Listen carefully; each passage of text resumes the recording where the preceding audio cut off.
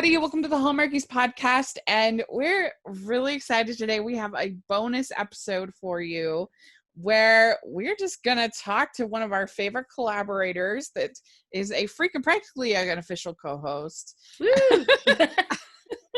Dr. Alysa Lucas is here. Hi, everyone. Yes. And don't worry, we have an On Friendship coming for August. Yes. And that you all are going to love. But this case, we are just here just to talk and to have a fun interview, and particularly to talk with Alysa about her movies that she's watched in quarantine, because it's a pretty impressive feat. And I just thought it would be a lot of fun. And so how have you been, Alysa? Hanging in there.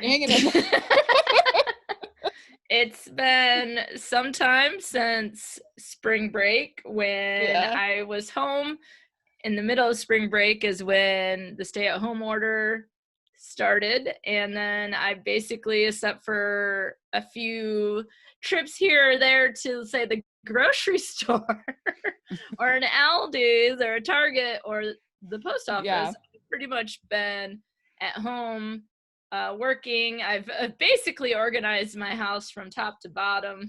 Got rid of stuff, donated, recycled, but I've mainly been watching TV, which isn't unusual outside of a pandemic. Yeah, I've been so impressed as I have been following you on Facebook, and multiple times, sometimes in a day, there'll be a post. Oh, I watched this movie. And and as somebody who, I do that for my career, it's still been very impressive how many that you've been able to watch. Do you have a current tally?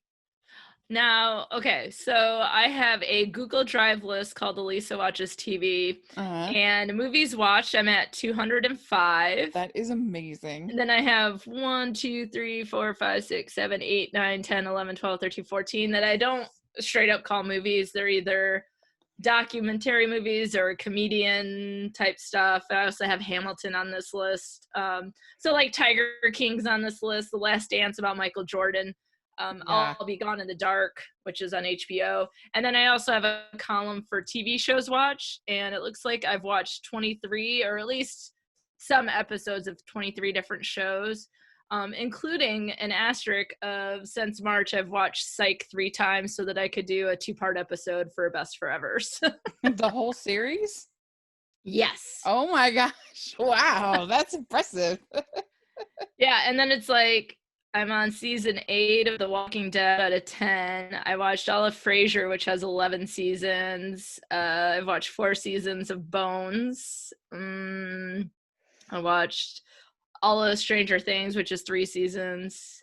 5 seasons of Suits. Well, I was very... And here's the thing, though. Oh, and I watched all of The Office. But the thing that I like is that you call it impressed, where when I posted that I had hit 200 movies on my Facebook, people are like, do you have time to use the bathroom? And all sorts of other comments of some level or degree of what I sense is judgment of how I spend my time. No, I'm so like, I hey, appreciate it. You've been watching 220 movies. That's a good day that's a good use of time in my book. Yeah, that's the thing. I was like, yeah, I definitely want to talk to Rachel. Other people are like, do you have time to use the bathroom?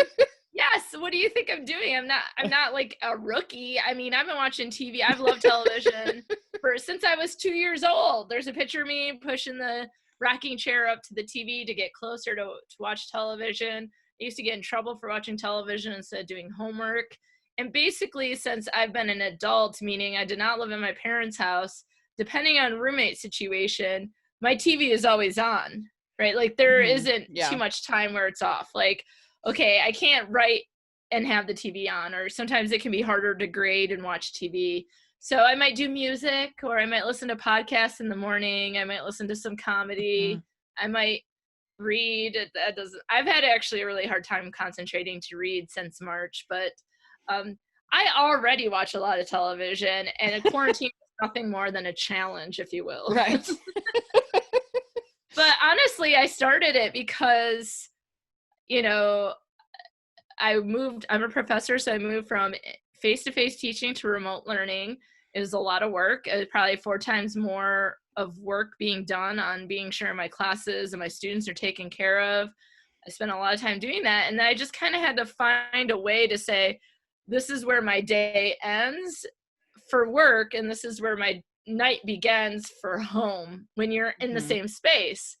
And so that's when I watch a lot of television. Like, television is always on, but I don't always watch movies.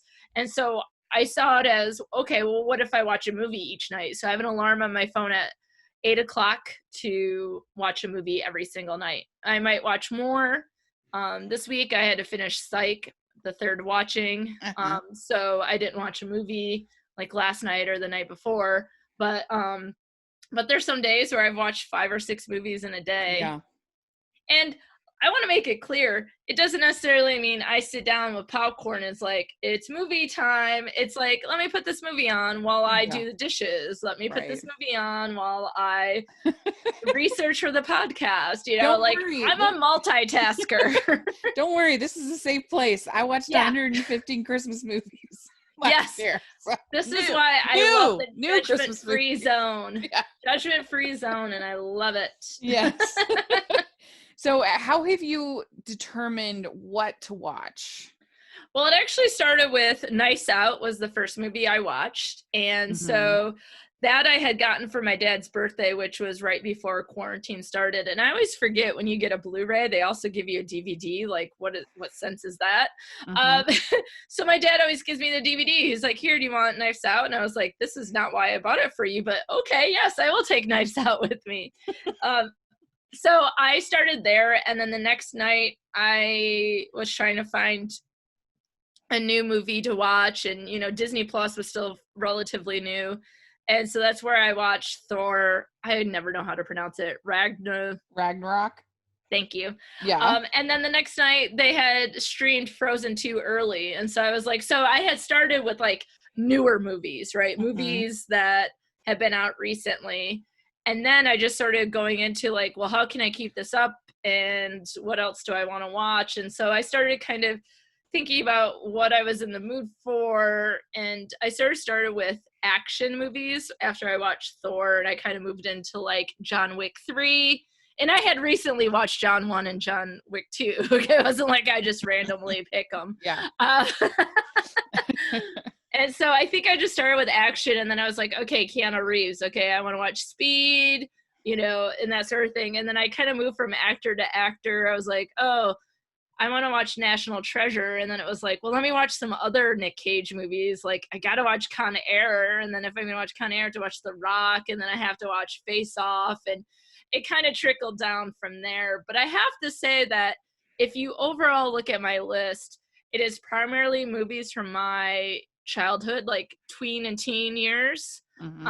It's action, comedy, and maybe some romance. There's a few new movies in there, but after that first week of watching new movies and a few here and there in the last couple weeks, I have just gone strictly with things that I've already seen. There's actually very few movies on the list I have not seen before. And so some of it is, I think, watching things that you're familiar with. And I think that you might have seen this meme going around, and it says that people with anxiety are likely to rewatch things that they've already seen because it makes them feel better. There's some level of familiarity.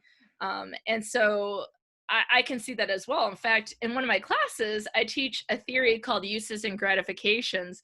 And I love this theory because, again, it's a judgment-free zone. It's basically like, I'm watching this thing because it satisfies one of my personal needs. So you can't judge me for what I watch because you don't know what need it satisfies and when. And so some of the needs are like escape, enjoyment, relaxation. And so I think that I have chosen movies based on satisfying some needs. And I think that it started out honestly as a way to divide my time between work and non-work hours, but then also being like, there's so many things going on in the world. What can I do to sort of escape from it or cope with it or deal with it? And some of it has been going to movies that I remembered or I hadn't seen since I was a kid, or those sorts of things. Or people are talking about it's like post-apocalyptic world we're living in with the global pandemic. I'm like, I think I should watch Hunger Games.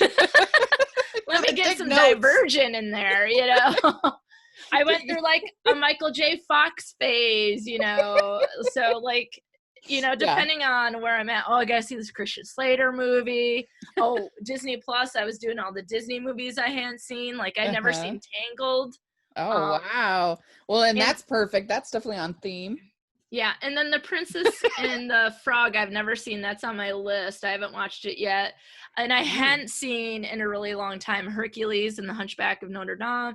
So that was like fun rewatches. But that's really where it's been, is like kind of revisiting my movie childhood in some ways. And in some ways that's been fun. In other ways it's like, ugh. I think that's great. I am kind of envious because it's been amazing to me how quickly the time has filled up for me with but I did have some time to write. I did have some time to watch some series that I hadn't had time for. Like I finally watched Stranger Things series 3. And sorry, I was just so busy last summer. I just didn't have the time, and then it just kind of became this thing that, oh, when am I gonna have the time? And I finally had the time. I finally watched Stranger Things, and I really enjoyed it. I mean, like, just my own personal preference. I kind of wish they had gone more sci-fi and less horror creature scares. But it's still a really good show. It's so well done, so well made. So I'm not, sci-fi and horror is not necessarily my area as well. Like it's not necessarily something that I would pick, but I watched the first season and I enjoyed it, but I thought it was different than what I'm used to. And then I rewatched it, I want to say over Thanksgiving break or Christmas break. It was Christmas break. And I watched it so fast, and then like a day went by and I was like, I kind of miss it. So I watched it again over Christmas break. And then, so this would have been a third rewatch since December for Stranger Things. Yeah. And it moved quickly. They don't have that many episodes. Yeah. I mean, I also watched McMillians, which I absolutely love. I've been praising it since it's one of my favorite things that I've seen in quarantine. It's a docuseries about the scam to steal money from the or swindle from the McDonald's monopoly. And the thing that makes it especially fun is, well, first of all, secret agent Doug Matthews is like made for television. He was so funny and charming. I haven't seen it, but I just wrote it down on my sheet of paper. Great. And I guess the thing that makes it, I think, more palatable than some other stuff, like you watch stuff about Ponzi schemes and it makes you feel kind of bad because these people, you know, have their lives, their savings, everything ruined. So you feel kind of bad. But in this case, it's a victimless crime because McDonald's was giving the money anyway. So nobody was really hurt by the fact that these just crazy mixture of people all somehow convened together to have this scam. And I loved it. I thought it was great. Sounds amazing. Yeah. Yep. I also love Sweet Magnolias, which we've covered here on the podcast on Netflix. And I love the Babysitters Club. Oh, that was top notch. Yeah, right? It was so good. It reminded me of my childhood and thing, like the time now minus the pandemic, but like it just was both childhood and present all wrapped into one, moving into the future. And it was like, this is the best present I've ever received from my childhood. Well, and I was really nervous because I did love the books growing up, and I hated the Anne with an E show that Netflix did. And so I was like, oh, I don't know. But I ended up just loving it. I thought it was so well written. Yeah. It was so well cast. I felt like it was grounded, but it wasn't unnecessarily traumatic. Like, you can be realistic without inviting trauma. Yeah. Like, it was just smart and fresh, and while still holding on to the charm of what it was Yep.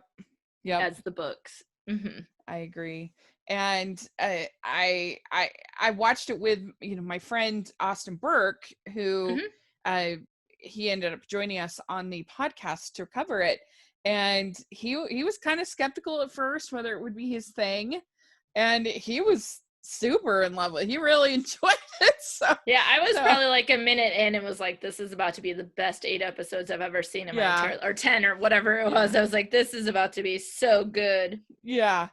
And The Last Dance was really entertaining. It was especially kind of fun because the last sort of section of it was all about the Utah Jazz, and so that kind of brought back some memories of when they were playing the Bulls. And I'm like, I had no idea that somebody food poisoned Michael Jordan. But that's why you had the flu.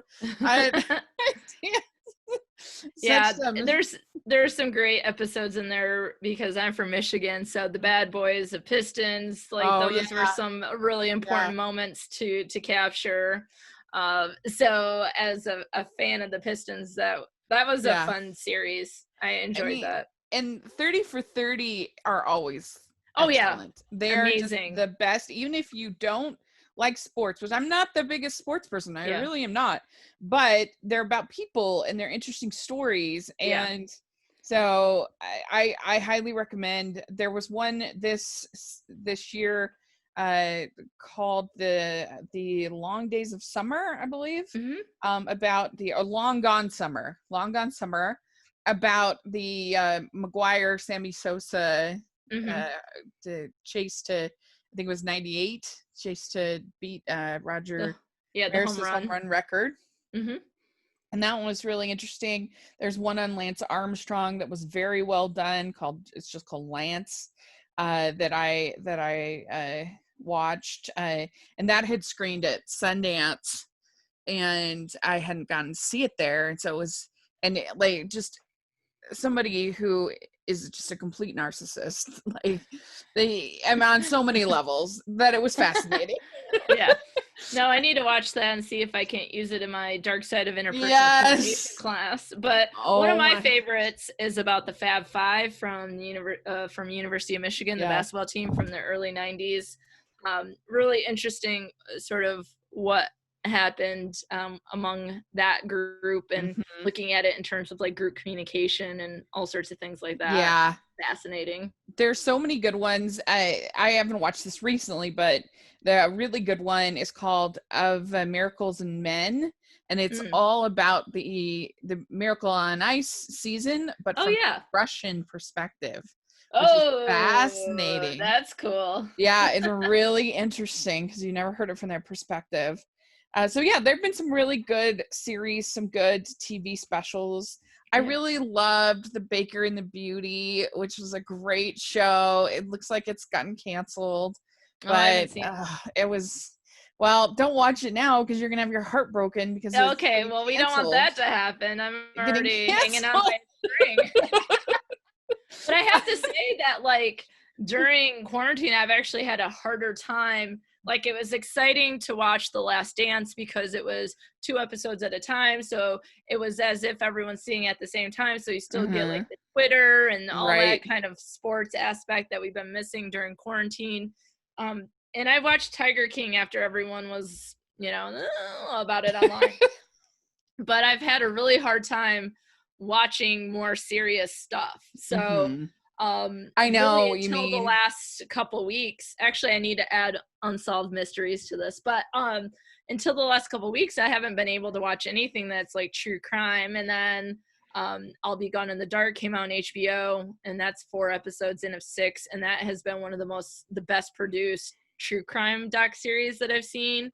And then I also watched Outcry on Showtime, and that was really fascinating as well. And then, of course, the new Unsolved Mysteries on Netflix as well, if people kind of lean that way. But I think that's a sign that some stuff is just too heavy for me. Yeah. Right? Like, I was able to watch all 8 seasons of Dexter, but you want me to watch this thing about a crime, and I can't do it. Yeah, no, it's true. That's kind of why I put off watching Just Mercy, even though that one I did watch, and it's fantastic, but yeah, I've had a hard time watching some other stuff. Mm-hmm. Yeah, and I finally watched the movie Drive Yes. for another podcast that I do.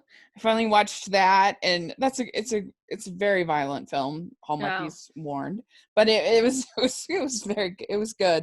But yeah, I know what you mean. In fact, I wasn't even really paying attention. I'd gotten a ton of different screeners, and I just started one without really like doing my normal research of kind of what I do.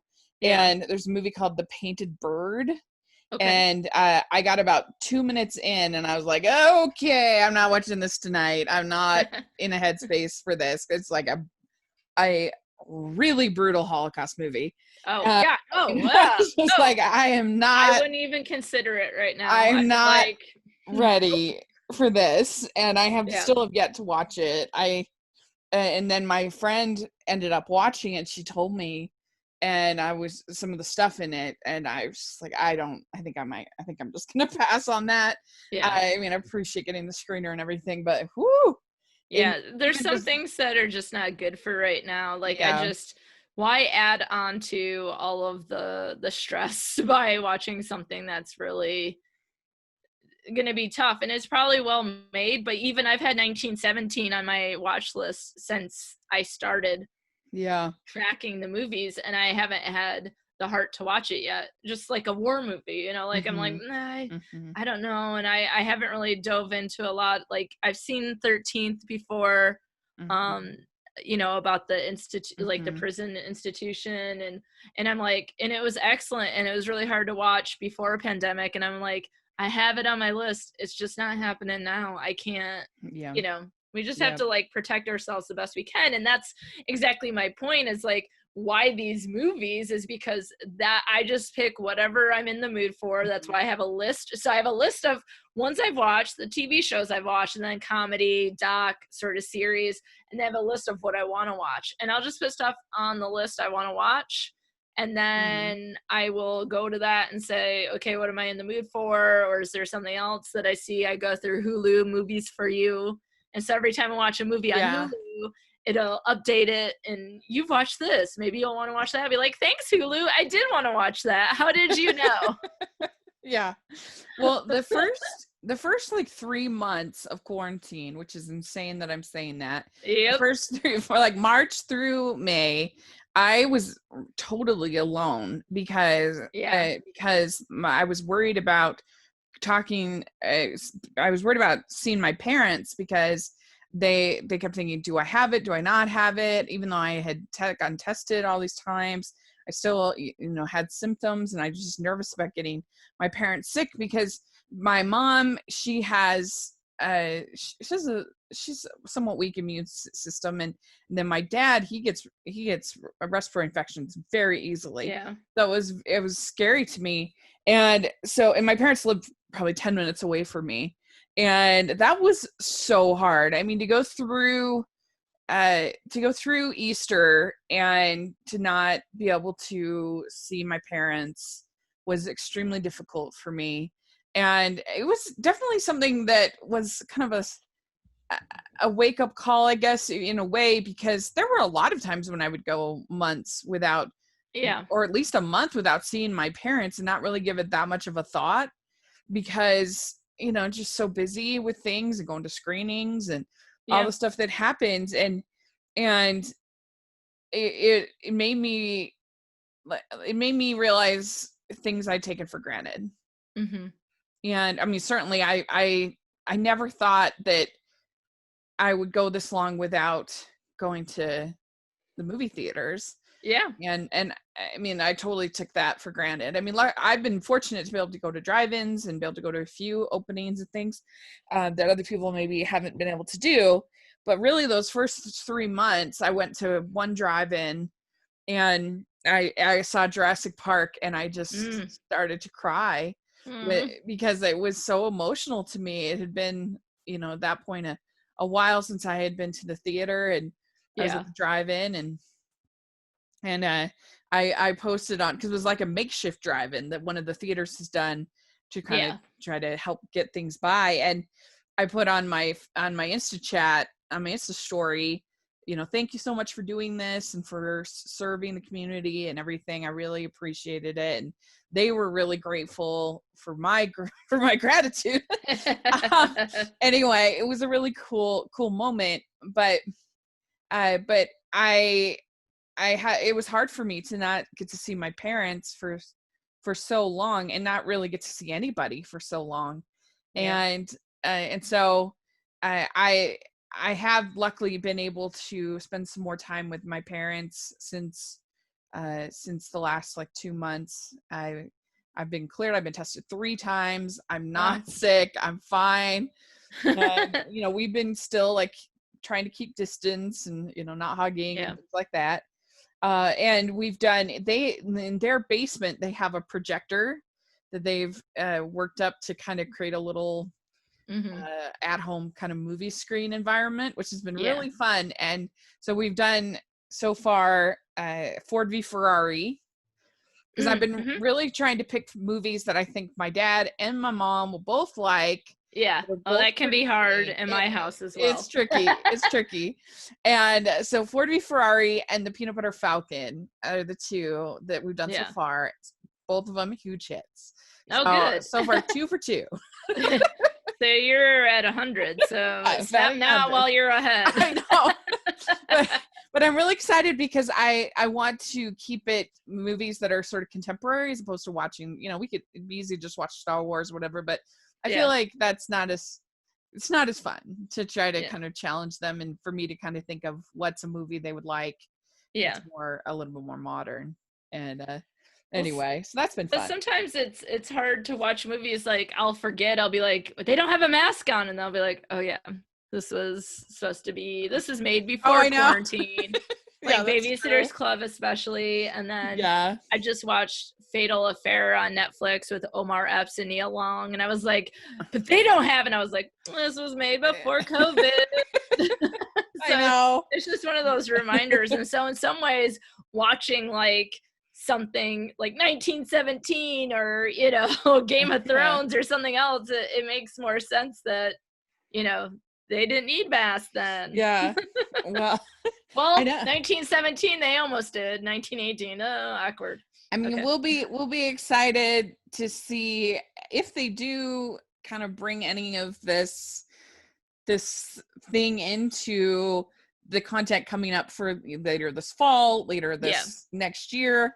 We already, as we talked about in our Trading Christmas episode, we know that Love in the Time of Corona is coming. and so and we're reviewing it. Yes. So we're pretty excited with a critical eye. Yes, we are. Because we've both been alone most of quarantine. Yeah. And for me, the first 2 months, essentially, I was at least interacting with my students via technology, right? Or meeting with them in Zoom meetings or FaceTiming my teaching assistants. So I still had a lot of interaction. It just wasn't what we're all used to.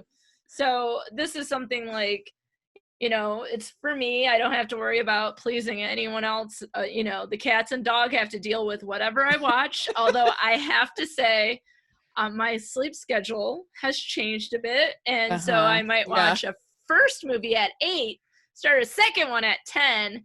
And my precious little dog, Finnegan, he likes to sleep on the bed. And sometimes he gives me side eye, then jumps down and he sleeps underneath the bed, which I've decided is that it's too loud and too bright for him to sleep while I stay up and watch movies. He's like, hint, hint, hint, hint. Time for bed. No, it's true. I've been really bad lately about taking naps. Oh, just like it. I didn't take one today and it was sad. I did today. But I'm envious. Yeah. So what has been I guess one of your favorites of sort of the rewatches that you've done, something that you're like, oh, or a nostalgic property that you've really enjoyed the rewatching? I really enjoyed my rewatch of A League of Their Own. Like, that one hit me like in the feelings really hard, and like at the end where they open the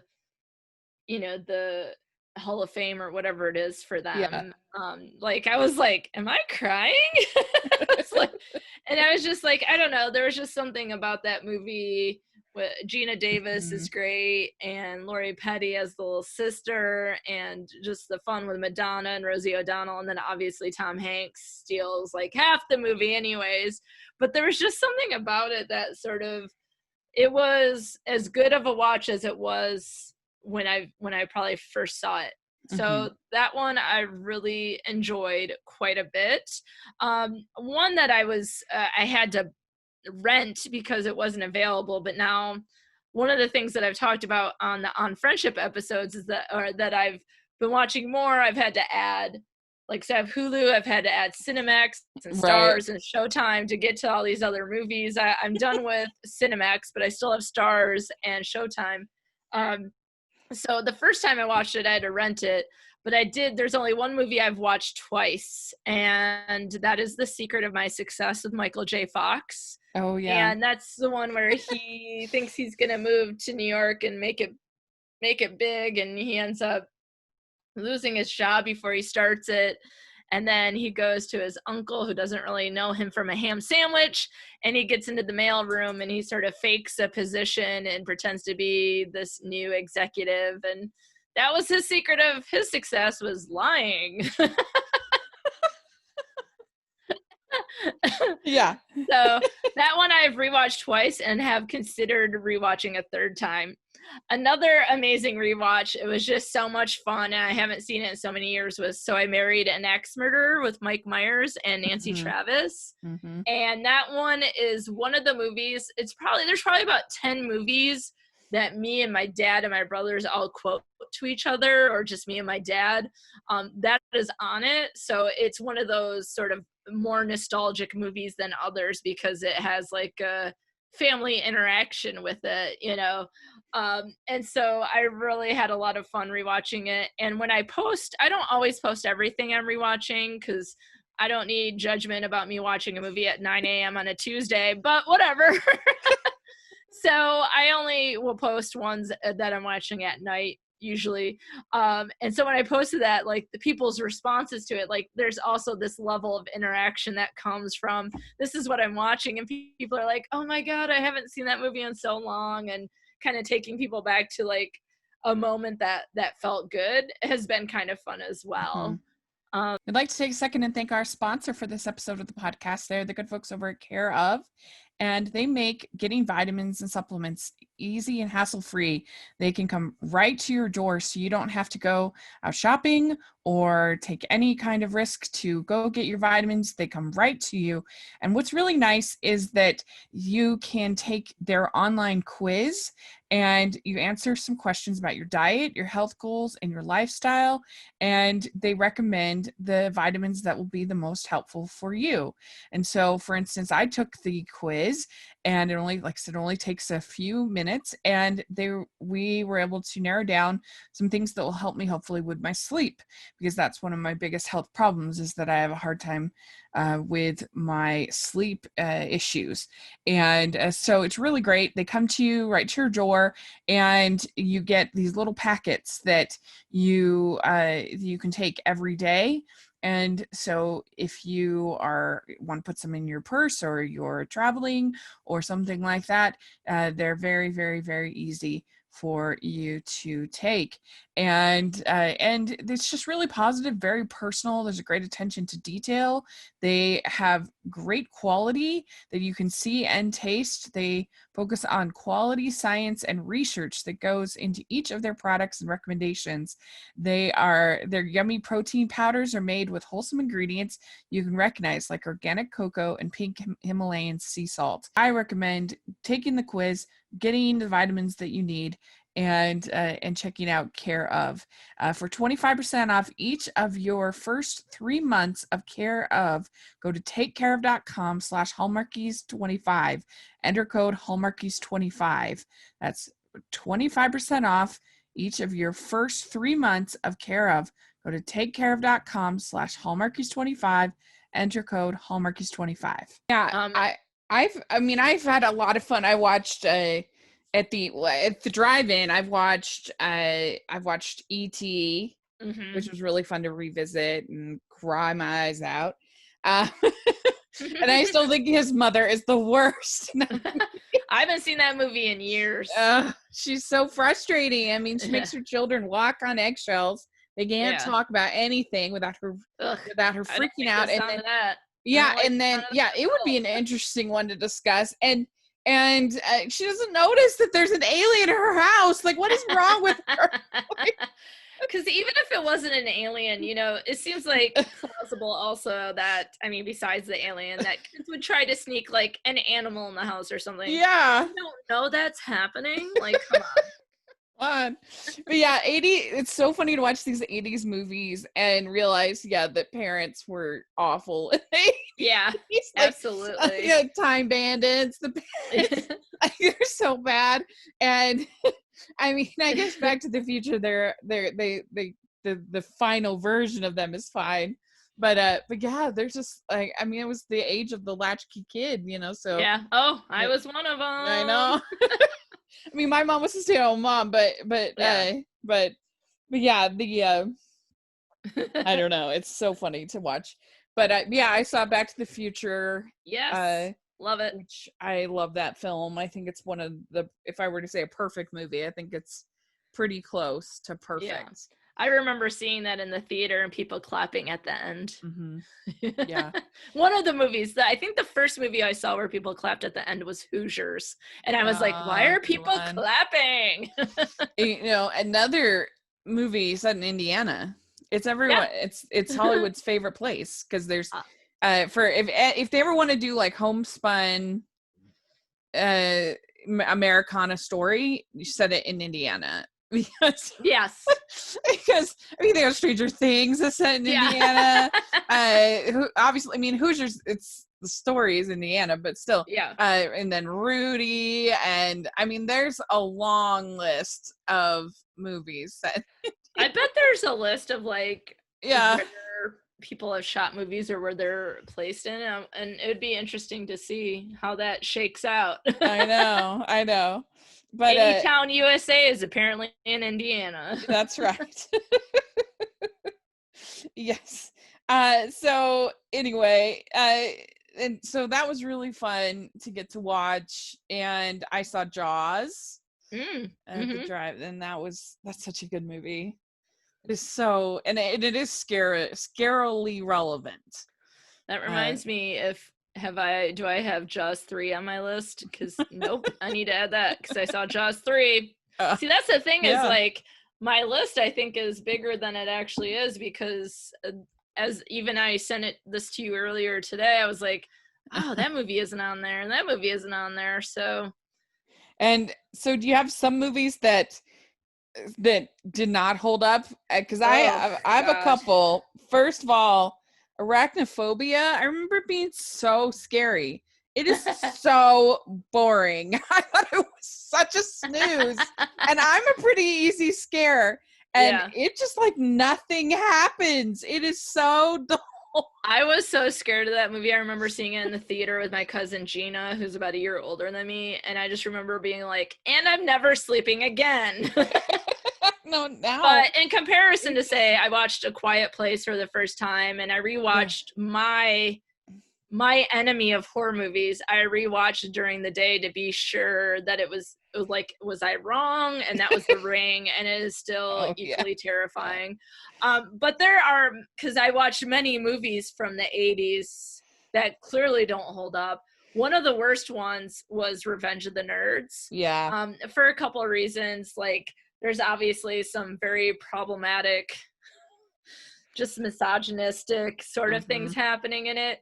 But then also they're talking about being crucified or persecuted as nerds when there's like, they join a black fraternity. So there's all these black men standing there. And I was like, I don't think this is the time to be watching a movie where they're talking about nerds being persecuted over black men. And I was like, read the room. I was like, this is not.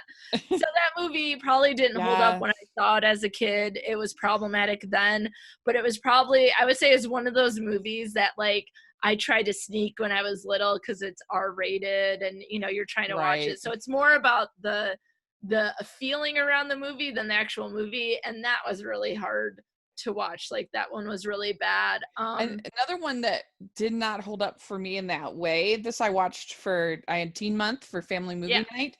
And Family Movie Night, we are just the week of this recording, I'm going to be posting my 250th episode of Family Movie Night. So that's awesome. yeah, so if you're interested in family-friendly movie recommendations, y'all should check that out. And over on my channel. As non-family movie recommendations. But I have Teen Month every June, and so that allows me to watch things a little bit more mature than I typically recommend because it's Teen Month. And so I watched Dirty Dancing. That totally holds up and is I think is way better than people give it credit for. Oh yeah, absolutely. The script is actually really good and it's very bold. And I watched a new movie to me called the last A Little Romance. Sorry, A Little Romance. That was really cute. I enjoyed that. That's a sweet little romance, as the title would suggest. And then the way back was excellent. I loved revisiting that. That movie is so well written. But the one that didn't hold up out of all of them was Bring It On for me. Oh yeah, some of the teen movies don't like. I think Mean Girls would probably still hold in a lot of ways, but there's some things that don't. And speaking of, another movie I loved when I was in college was not another teen movie, which is the spoof off of movies like Bring It On. And that didn't hold up very well. Like I almost stopped it and was like, well, the two lines I still quote are not problematic, but the rest of the movie is. And that is one of Chris Evans' first movies. So yeah.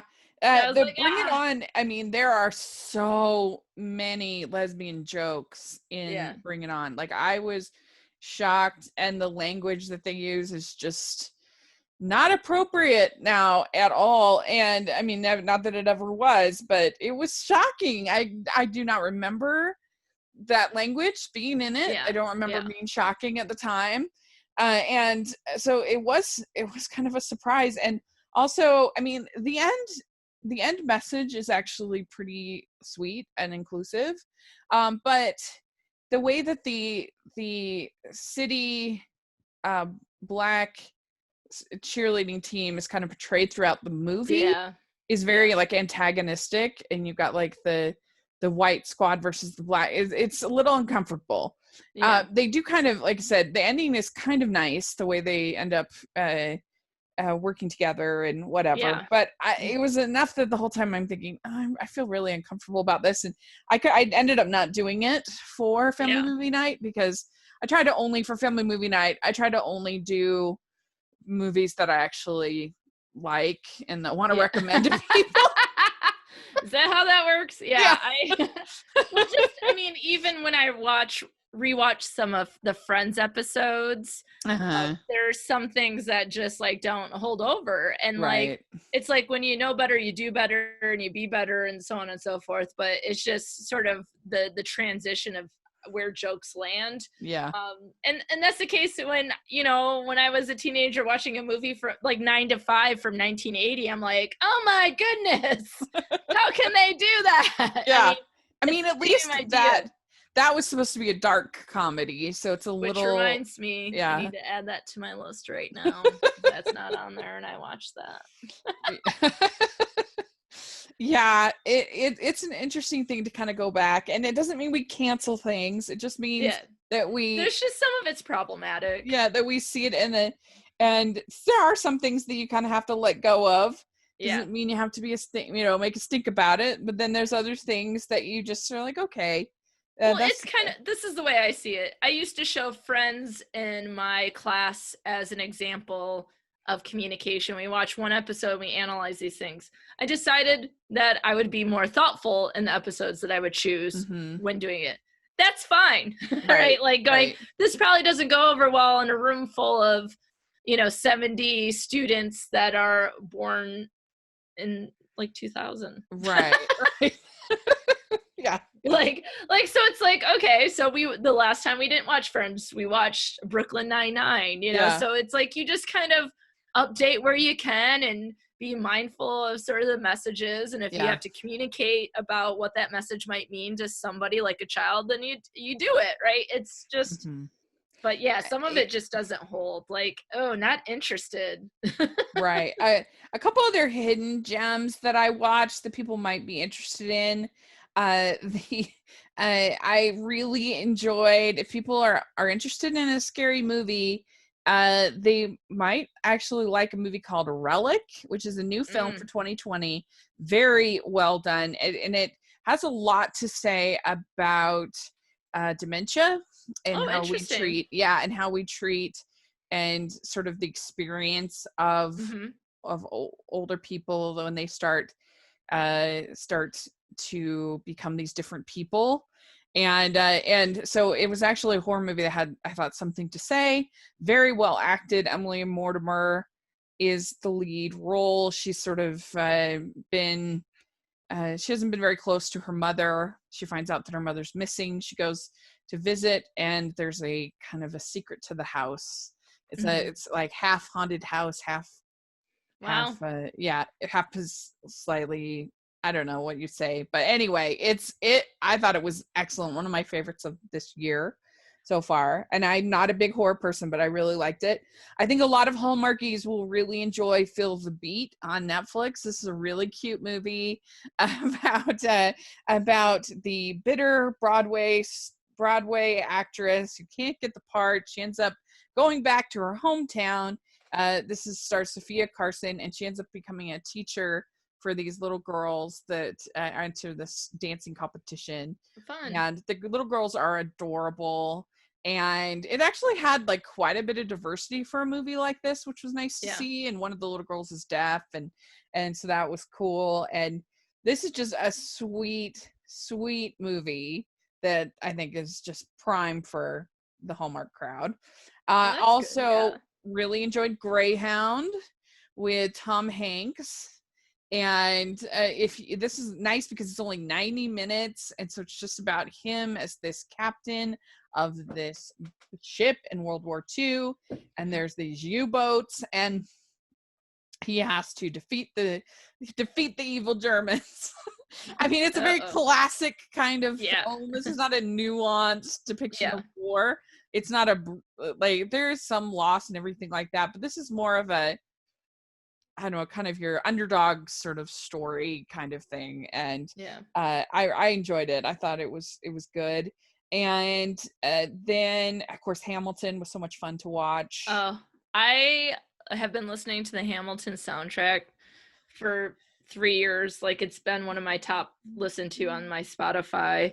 And so to finally have the visuals link up with the music, it was a brand new experience. And I've watched it 3 times. So. I definitely stayed up, and I might have cried watching. I cried. I was so happy. Like, it's so good. They're so good. Like, the original cast, and obviously that's the only cast you've seen, but I mean, casted in these parts for good reasons. Daveed Diggs is outstanding.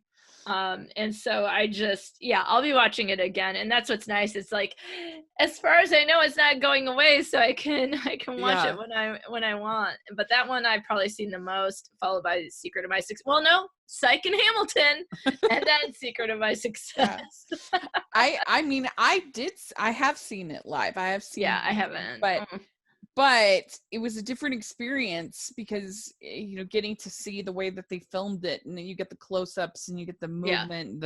It's a different experience than seeing it live. Like, both are really cool experiences, but it meant a lot. It meant a lot to me as well, especially because the week it came out was the week they announced that Broadway had been canceled. And that was devastating. I did finally watch Do the Right Thing, which was really kind of interesting to go back and watch that. And definitely an emotional film. I'm trying to think if there's anything else that was interesting. I loved a little movie called what was the whole name? It's called the name of the movie is What She Said: The Art of Pauline Kael. And this is a documentary about film critic Pauline Kael. and of course it's going to speak to me as an aspiring female film critic.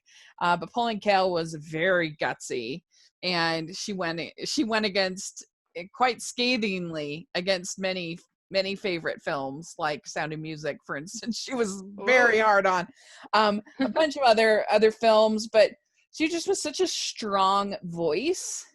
And it was very inspirational for me to watch this documentary and just try to remember as I write my reviews to make sure I have my own voice. And then I'm not saying what anybody else thought or responding to what other people, I'm saying what I thought. And it can be hard sometimes because, it makes you very vulnerable. Yeah. And I felt like after what happened with Shazam last year, I kind of lost a little bit of that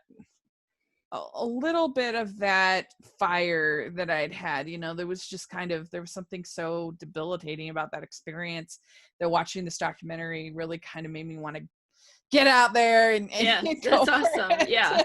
And it's not like it's a great documentary in the sense of it's just like people talking about her in her life, and it's standard, but it resonates, and she's such a fascinating human that it doesn't need anything but that to just be interesting about her life.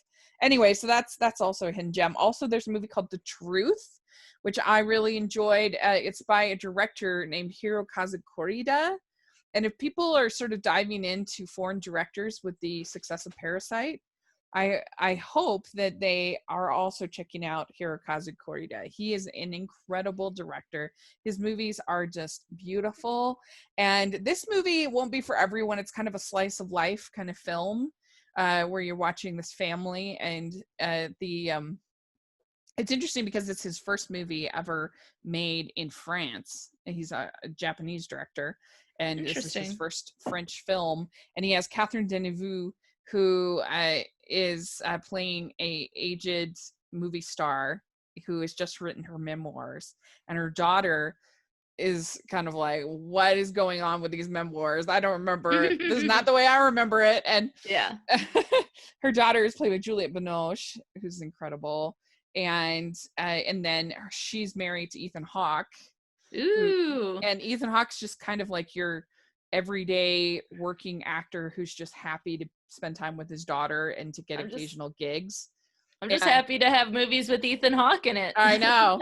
And so he's great. And so you have kind of this diva, and you have her daughter and the Ethan Hawke character, and they're basically all spending kind of a weekend together. And she's also making a movie about somebody who's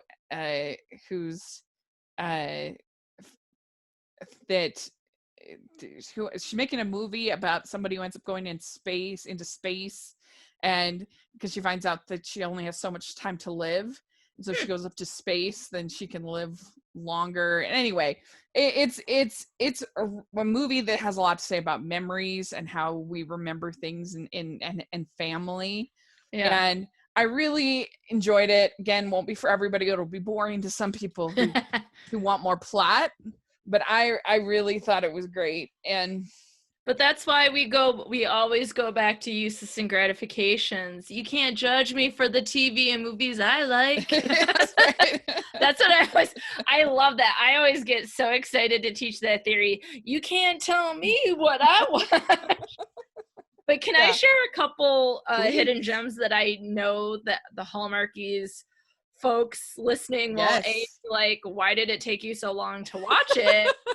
But B, that reminds me I need to go rewatch it. So besides action movies, which I find to be fun, but like not really brain consuming, if you will, I also sort of went into asking other people for suggestions. And one of the things that I've done during quarantine, or since it started, besides watching a movie a night, I do a question of the day on my Facebook page.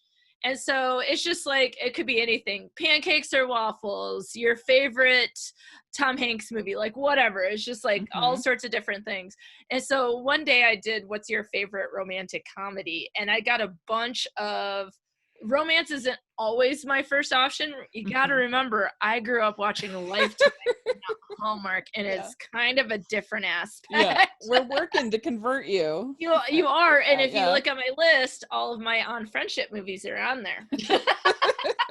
I've watched 3 since March, I believe. If not, I might be missing one, so I'll have to check. But so so I watched, let's see, Morning Glory with Rachel McAdams and oh gosh, I'm blanking on the guy's name, but I love him. Well, Harrison Ford's in that. Yes, but I'm thinking of the guy that like she's like, you know, vibing with. But it's about a morning TV show, and my friend Marky recommended it to me because he works in news and like the news station and things like that, and so that's one of his favorite movies, and I really enjoyed that. I thought Patrick it was Wilson. really cute. Yes. Oh yes, Yeah. I love him. He's in Fargo, the first season, and he's just like top shelf acting. Whenever I see him, I get so excited because I think he's so wonderful. No, excuse me, Fargo season 2. Yeah. Well, there's a connection there, but whatever. Spoiler alert. Excuse me.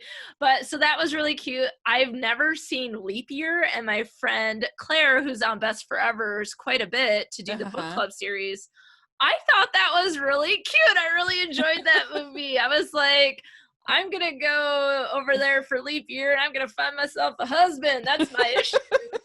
But now I can't travel. We'll do combined. Once travel gets open, we'll do combined. Yes.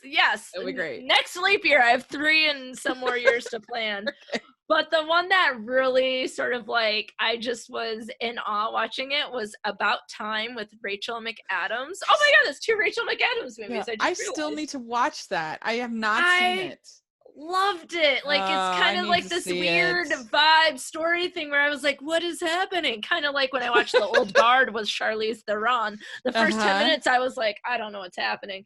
But by the end it was fantastic, and that's an action movie and new on Netflix. Yeah. But About Time is basically, I'll give the least amount of information because I don't want to spoil anything, and you haven't seen it, so right. But it's basically like this guy can go back in time, and he's kind of uses that with his relationships and his life and that sort of thing, and sort of at the end of the day it comes down to like there's certain moments in life that matter and that we need to pay attention to them, and or just thinking like the daily moments might be more important than the bigger moments. And I don't know, it just had such a lovely message, and I don't think it was like necessarily romantic focus per se. I think there was a lot of family in there. I just think that there was a really sort of like an awesome lesson that came from it, and I just was sort of blown away because sometimes you go in and you're like, well, people recommended it, but you know, romances aren't necessarily my jam. You know, I like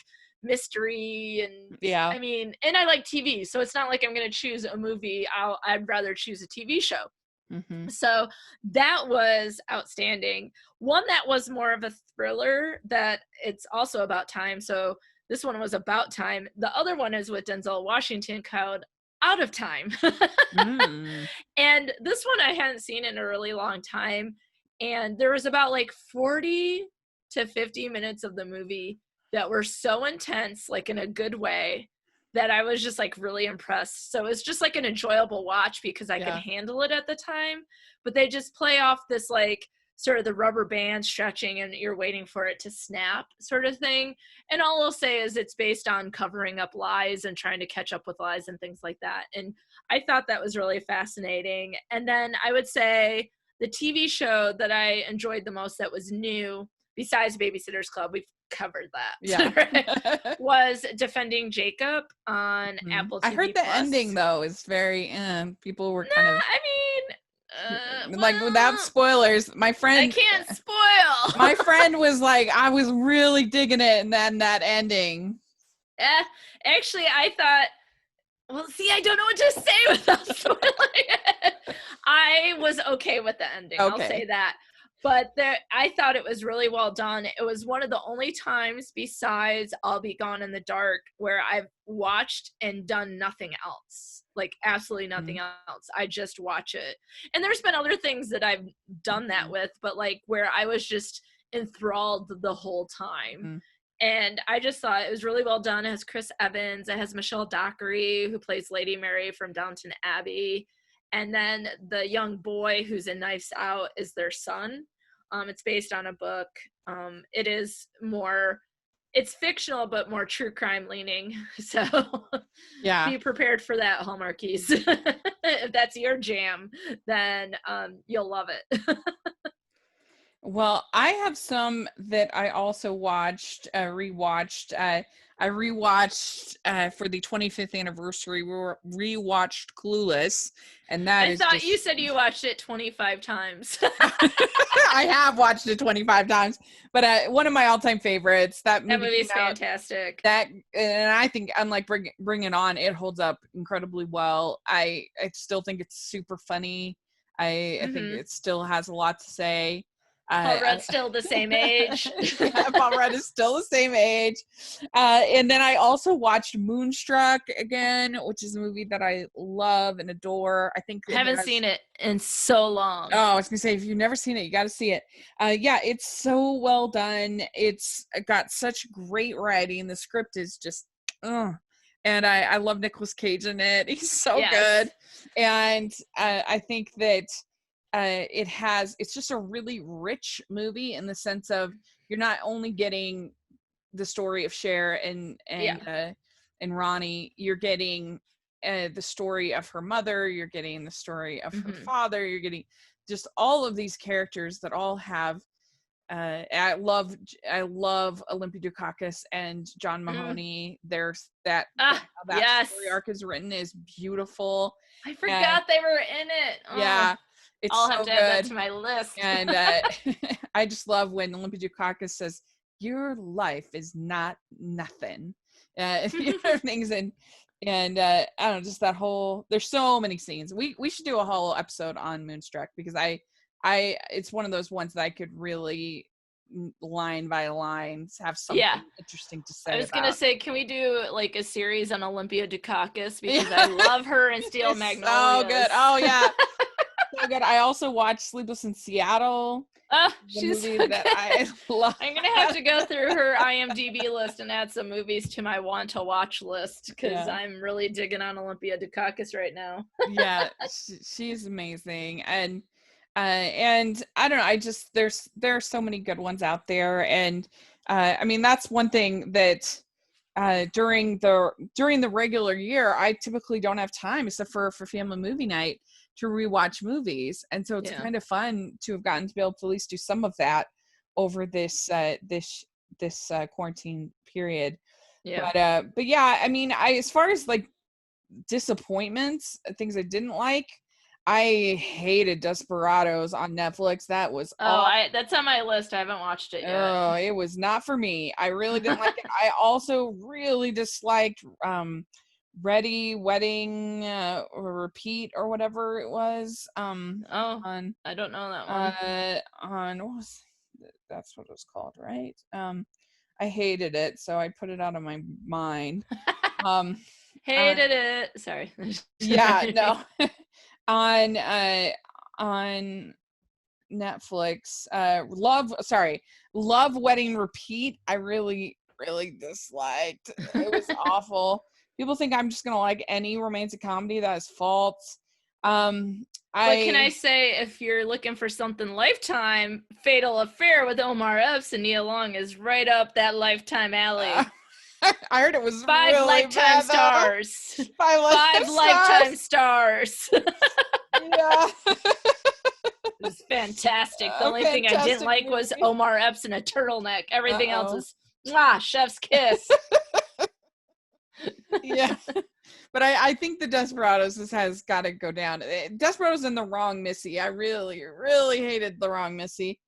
I mean, I tend to not like. Oh, I saw the preview for that and I was like, no, no, thank you. The only reason I watched it was because I was covering it for another podcast that I was on. Yeah. And but it was awful. I was talking about one of the most irritating, obnoxious characters of recent memory. Wow. Is in The Wrong Missy.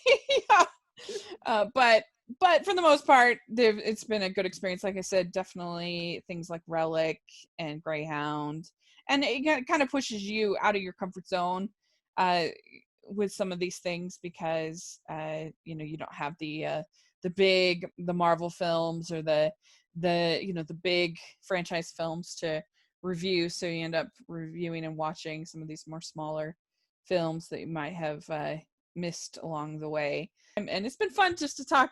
I hope people have enjoyed just listening to us chat. I don't know.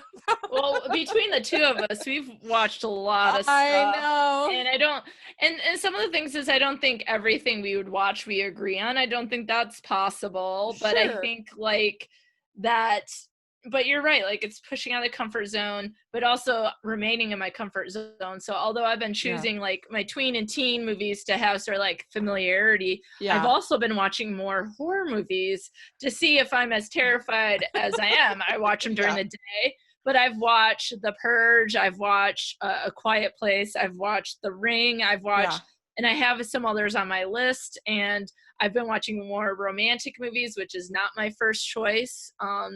And so, well, you should check out Relic and let me know. Yeah, if you hear clicking in the background, it's me adding movies to my list. So I added Moonstruck.